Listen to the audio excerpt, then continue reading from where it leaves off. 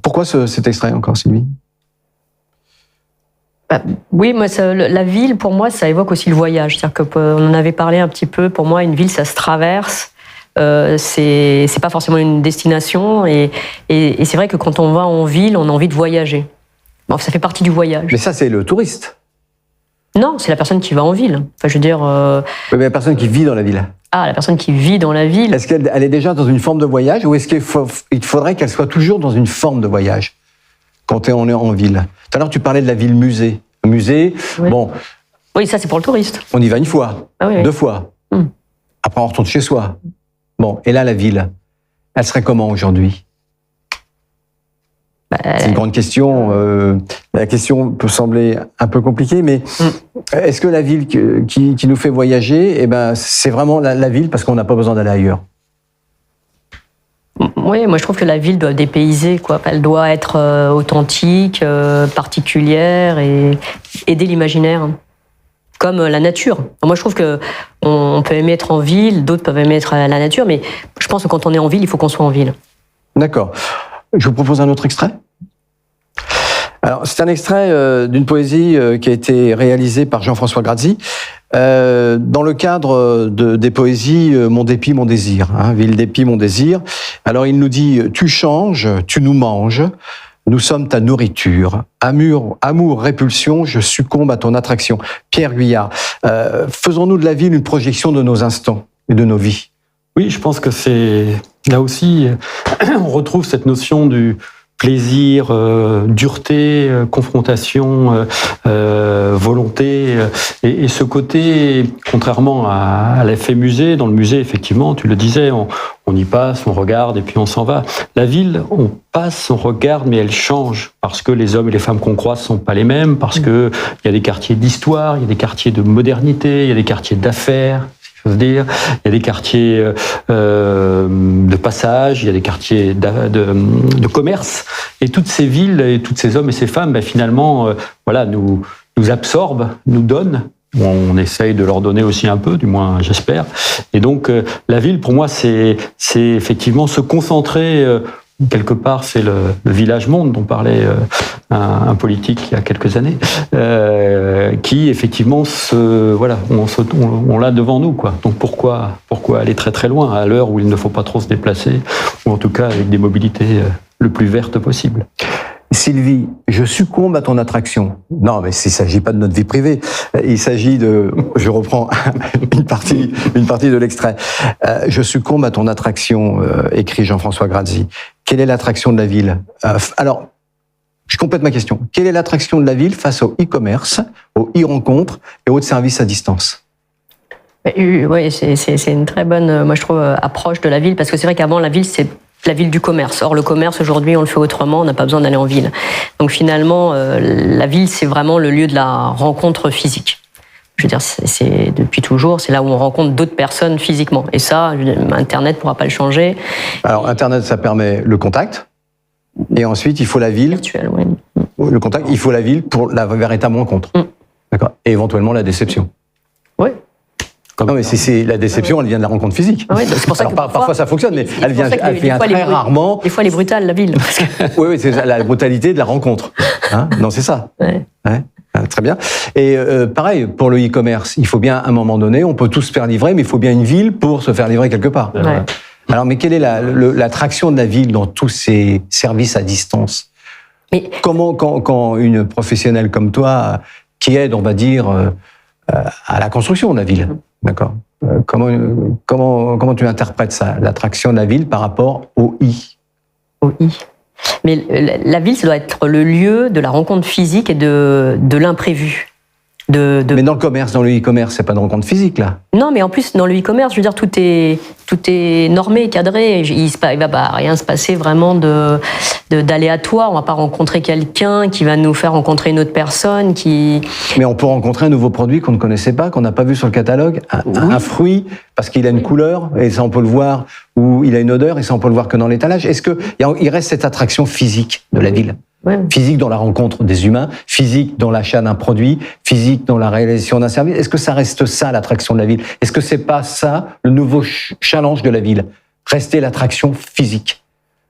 Mais Non, c'est une question que je vous pose. Hein. Est-ce que... À l'heure du métaverse, on peut effectivement craindre que tout nous sera amené dans une espèce de manière bulle virtuelle, mais dans l'imaginaire, mais il faudra bien quelque chose de réel. Quelque chose de concret. Alors, est-ce que le réel sera décevant? Parce que quand on imagine la chose et qu'on l'a en face de soi, on est un peu déçu. Et voilà, l'homme, par essence, c'est 5 sens. Et si on en fait mieux travailler l'un, en l'occurrence la vue, face à tous les autres, qu'on est pour tous les autres sur pas du vrai, quoi, mais du virtuel, quel qu'il soit, que ce soit les odeurs, que ce soit eh bien, je pense qu'on va se dépérir sur nous-mêmes. Donc, oui, un monde aseptisé, quoi. C'est pas possible. Enfin, en ce qui me concerne. C'est le danger, hein. C'est le danger. Ça va être le danger. D'accord. Dernier extrait. Trop d'infortune, pauvreté, inégalité. Avant, j'étais la commune. Je parle à l'ancien élu. C'est un combat permanent qu'il convient de mener pour les hommes et les femmes politiques, parce que effectivement cette notion de ville-ghetto où chacun ne regarde plus ce qu'est devenu l'autre, ce qui fait ses plaisirs, ce qui fait ses peines, ce qui fait ses souffrances, mais ne le voit que par l'intermédiaire d'un journal télévisé ou éventuellement écrit, mais il en reste de moins en moins. Ça ne peut pas être la ville. Encore une fois, on l'a dit, la ville, c'est la rencontre, c'est l'imprévu, c'est un mélange. C'est des hommes et des femmes, encore là, en arrivant, qui font la manche, et d'autres qui sourient. Oui, mais justement, c'est ce que dit cet extrait de poème. Trop d'infortunes. Est-ce que les infortunes de la ville sont-elles encore des sources pour les soulèvements sociaux, les soulèvements politiques, mais aussi des soulèvements créatifs, des soulèvements artistiques, des soulèvements urbanistiques? Est-ce que les infortunes sont source de soulèvements urbanistiques? Est-ce que, en clair, plus clair, est-ce que finalement le contexte social permet effectivement de changer la ville ou de refaire quelque chose? Si je puis me permettre un exemple, le street art a prouvé qu'effectivement l'innovation artistique pouvait aussi se faire à l'extérieur et dans la ville.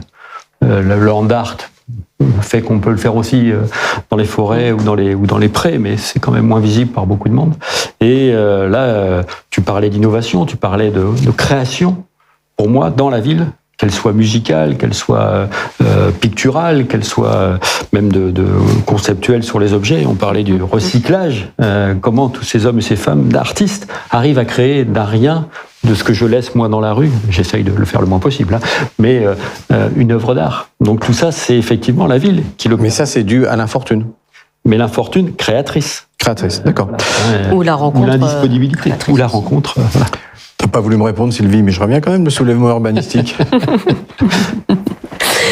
Oui, non, mais c'est comment on peut s'approprier un hall pour rencontrer quelqu'un alors qu'à la base il n'était pas créé pour ça. C'est-à-dire que, mais c'est pour ça que la ville doit rester ouverte. Mais vous qui concevez les villes, est-ce que vous captez ça et comment vous le transmettez justement, cette rencontre, cet inconnu, cet informel, cette sensibilité, ce sens?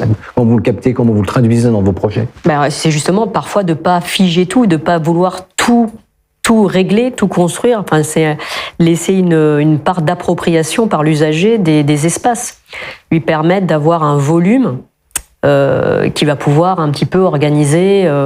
Voilà, si on a 2 chaises qui sont pas clouées au sol, ça permettra peut-être, si on est 4, de se mettre dans un coin et de discuter en poussant des chaises à roulettes. Mais voilà, il faut laisser, je pense, les gens.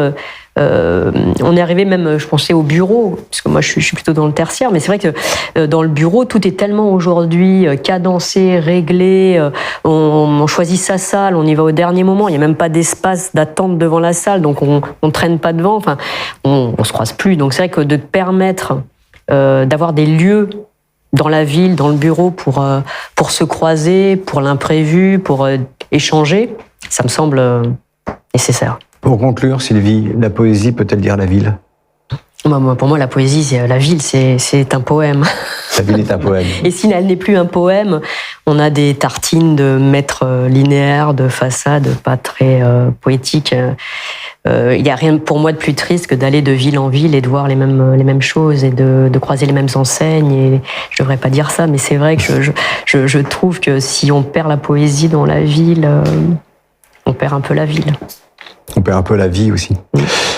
Même question, Pierre Guyard. La poésie peut-elle dire la ville? Elle l'a dit, positivement, négativement, quand on l'a vu même avec certains exemples, mais elle l'a dit, comme elle l'a dit la campagne, je pense aux écrits de Chateaubriand qui faisaient des textes extraordinaires sur la montagne, sur la campagne. Mais aujourd'hui, effectivement, les poètes sont principalement en ville, et c'est eux qui nous interpellent et qui interpellent la ville dans ce qu'elle est, dans ce qu'elle devra être un peu moins, et dans ce qu'elle doit rester positive demain à être. Et merci les poètes. Merci Sylvie Simon-Elia, merci Pierre Guyard, merci vous qui nous regardez. Je crois que vous avez été plus ou moins convaincus, mais ce qui est important, c'est que, quelles que soient les vulnérabilités de la ville ou ses infortunes, on peut espérer un soulèvement urbanistique.